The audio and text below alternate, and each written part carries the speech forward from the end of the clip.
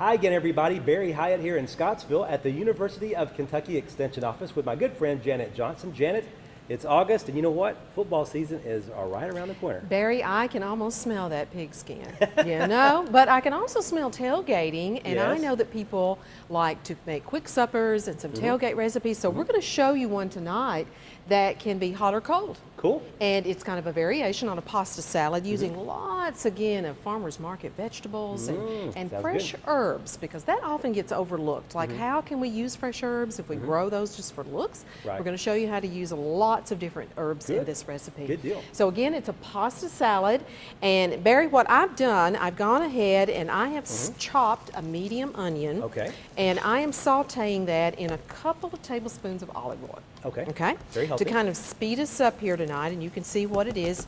Again, onions, when you saute them, kind of turn transparent. Then also ahead of time, what I've done, I have taken some cherry tomatoes or grape tomatoes, and those are available at the farmer's market.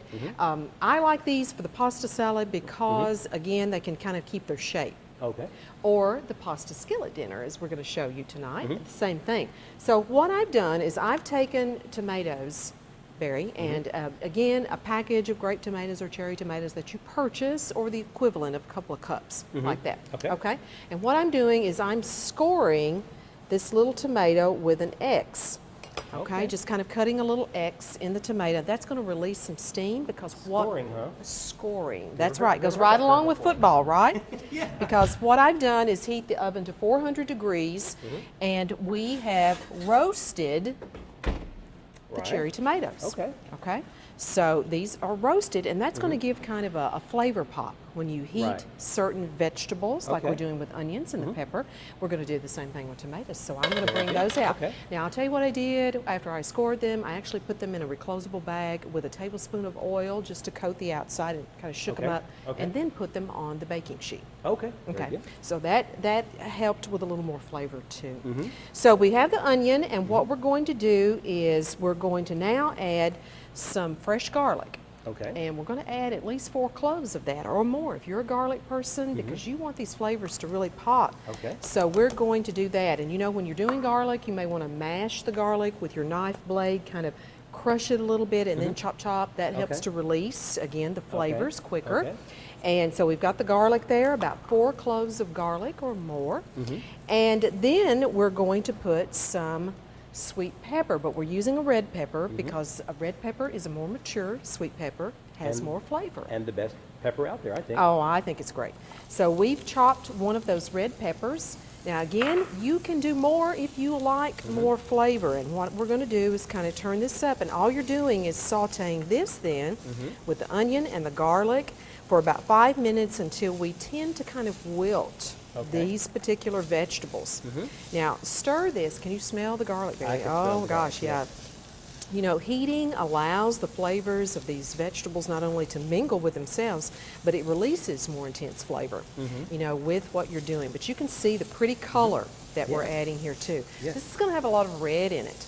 Now someone's going to say, well, how about a green pepper? Sure. You know, a sweet pepper. And you can use that. Just know that it may not have as sweet a flavor to add to it. So I mean, really like the red peppers. And what I'm noticing at the farmers market stands is this is a great time to buy these red peppers because they're out there, they're more mature, they're really cheap. And you go to the grocery and it's like, are you kidding me? $1.50 for a red pepper when they're 30 cents at the farmer's market. Yeah, it's no brainer. So really look at these. And if you have these in your garden, take advantage, pick them, chop them, put them in their freezer so that you've got that ahead of time. But don't let a red pepper go to waste. You know, like that too. So we're just kind of sauteing this around, and you would do this for approximately 5 minutes. Okay? And then what we've done, I'll let you kind of stir that, and I'll talk a minute. Another thing that I've done ahead of time is choose a good pasta. And I've done a whole wheat pasta. This is a penne pasta. You can use anything. You could use linguine, spaghetti, if you like, again, that type of pasta. I'm using this. You may do bow tie pasta. You choose your pasta. Whatever pasta you like. But I've done the whole wheat because that gives a great nutty flavor. Adds more flavor, you know, too, than just regular pasta. So I cooked 8 ounces of dry pasta, which usually yields a lot more pasta. Okay. So again, you may want to cut that back depending on how you like this dish in proportions. We'll kind of keep adding it, and if you have unused pasta, just keep that. You can toss that with some other things with other greens later. Okay. So, you know, make it ahead and use it. So I have this pasta, and what I'm going to do now is measure some fresh herbs to add even more intense flavor. You're all about the intensity, aren't you? We are going for it today. That is exactly right. So we're going to use a combination of dried and fresh. Okay. Now, basil is the secret ingredient. So what I did was actually cut some basil leaves, Barry. And a lot of people grow basil because it's real pretty ornamental. It is. And it just grows and grows and grows. I'm going to add the equivalent, about 6 tablespoons. Okay. Now that's not alike. And you can have chocolate basil, you can have sweet basil, you can have all kinds of basil. But look at all that flavor there. And you know, when you take the basil leaves, if you just, in order to chop them easier, if you'll kind of lay them out and maybe layer them, 2 or 3, 4, 5, and then roll them up in kind of a little cylinder. Okay. Then you're able to actually take and cut them with one stroke, and it's a lot easier to chop. Sure. You know, like that. So You learned all kinds of little tricks through the years, I haven't tell you what, I have lots of chef friends and good cook friends, and we just come up with lots of things. So I'll add just a little more. And then we're going to add some fresh parsley, about a tablespoon of that. Ooh, that's very fragrant too, isn't it? Oh, it is. This is an Italian parsley, so it has more different leaf than you know what people normally think of. It's just bunch parsley. So we'll add a little more of that. Okay, sure. Good flavor there, right? Yeah, definitely. And so we're adding all the fresh parsley.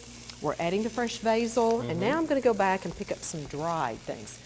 With pasta salad, we're going to take an Italian twist, and, with the basil, of course, but also some oregano. And we're going to do a couple of teaspoons of dried oregano. Okay. Now, if you have oregano in your herb garden, you can dry herbs. Okay. You just kind of cut them off and air dry them, or you can do them under dehydrating. Okay. So that's kind of 1 teaspoon. Oh, feel that. I mean, we have got flavor explosion My in goodness, this we dish. certainly do, yeah. Yeah, this is definitely an herb dish. A couple of teaspoons of oregano, and then we're going to come back and do a little bit of thyme. Now, I kind of, a little thyme goes a long way with me.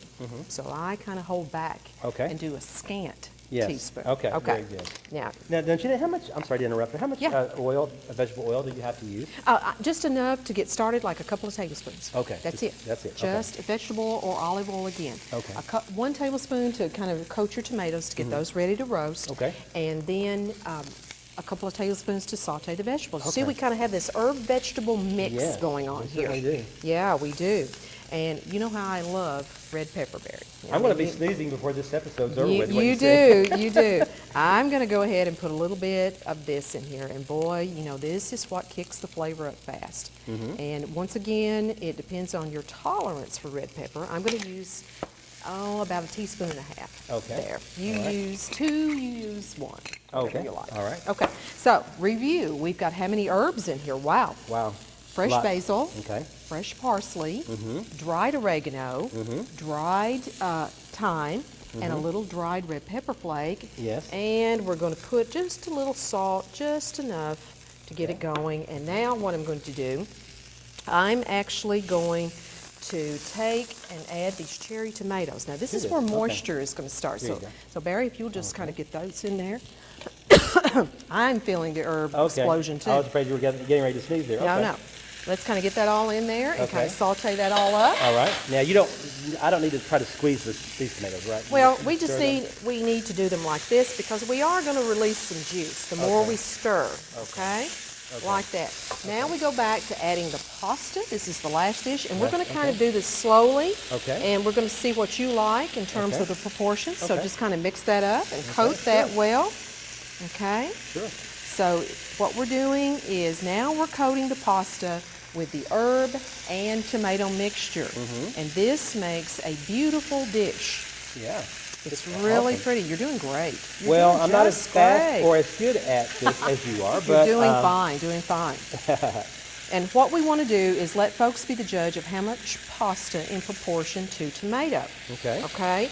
Because, and this is where, you know, kind of doing this ahead if you want to do the salad, you may want more pasta. If it's a fresh dish, like we're doing right now for a skillet dinner, you may want to say, hey, this is kind of a vegetarian skillet dinner, and I'm going to stop right here. Right, I'm just going to heat my pasta, coat my pasta, and let it heat up. I'm going to let you stir just a Okay, little I'm bit. going to keep going here, and notice how we're going to kind of treat it like a stir fry.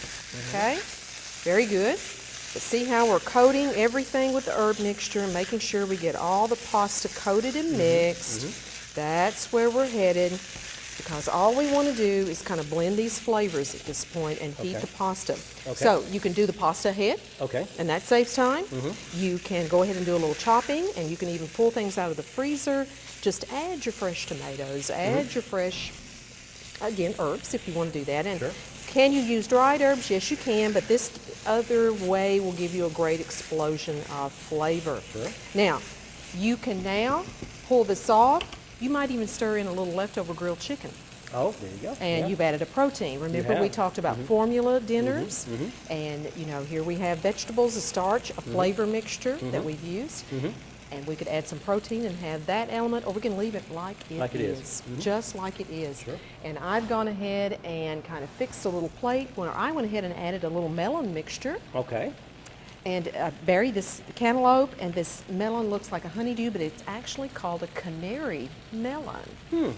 Courtesy of Bennett Family Farms here in Scottsville. Okay. Great melons. But see, beautiful dish. Serves up so pretty. It really does. Oh, it does. And it's very hearty. So, wow.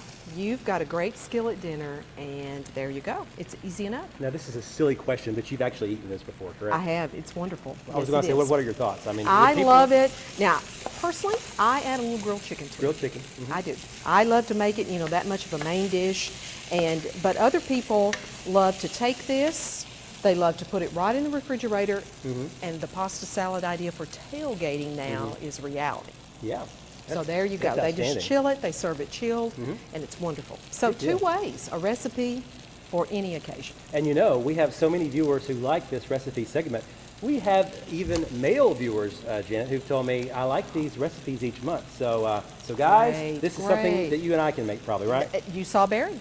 It's easy, easy, easy. It's Sounds wonderful good. there too. Thank you, Barry. Thank you, Janet. Well, thanks so much for your time. And hey, if you guys want this recipe, it's easy to get. You can email me at North Central. My email address is barry.hyatt@nctc.com, or you can also find it on our website. That's nctc.com.